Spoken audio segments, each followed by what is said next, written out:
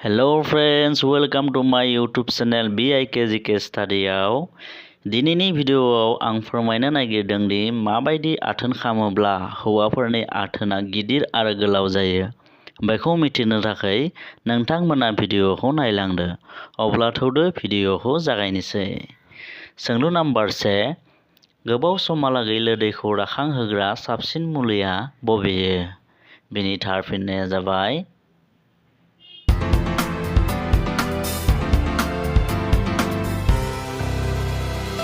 20 mg नि tablet जायोब्ला।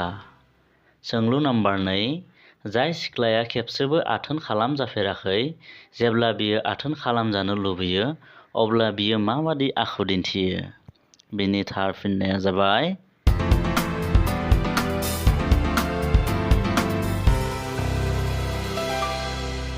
बियो गावनि पार्टनारजों लोगोसे रमान्टिक बाथ्रा रायज्लायनो हमो।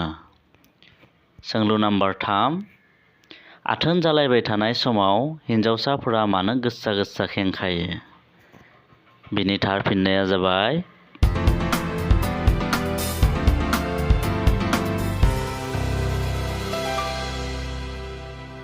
जेब्ला बियो गोबां आराम मोनो अब्ला बियो खेंखायो, सानानै नङा।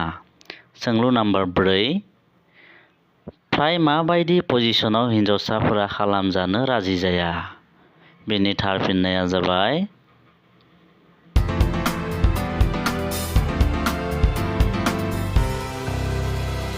डगी पजिशनाव आथोन खालामजानो माना खालामो।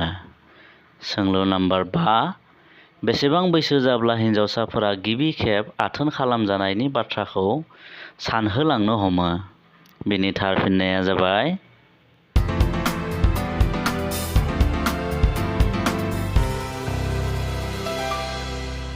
16 बोसोर बैसोनिफ्राय।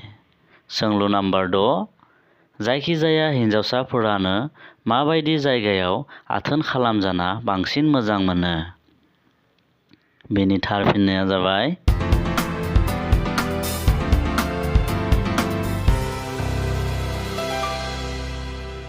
बाथरुमाव दुगैबाय थानाय समाव खालामजाना। सोंलु नम्बर 7, माबायदि हौवासाफोरनियाव गोबाव समहालागै आथोन खालामनो थाखाय गोहो बोलो थायो? बेनि थार फिननाया जाबाय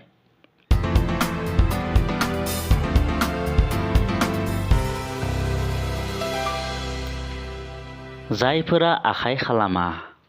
सोंलु नम्बर 8, माबायदि हौवासाफोरनि लोदैया थाबनो राखाङा? बेनि थार फिननाया जाबाय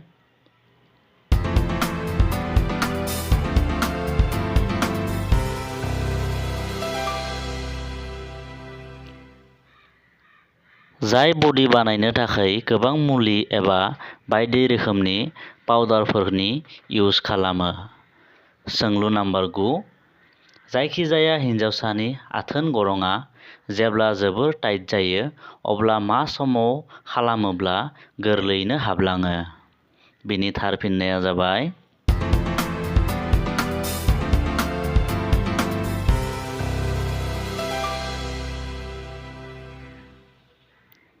फुंनि 4 निफ्राय 6 बाजिनि गेजेराव खामोब्ला। सोंलु नम्बर 10, मा समाव हिन्जावसाफोरा बांसिन आथोन खालामजानो लुबैयो? बेनि थार फिननाया जाबाय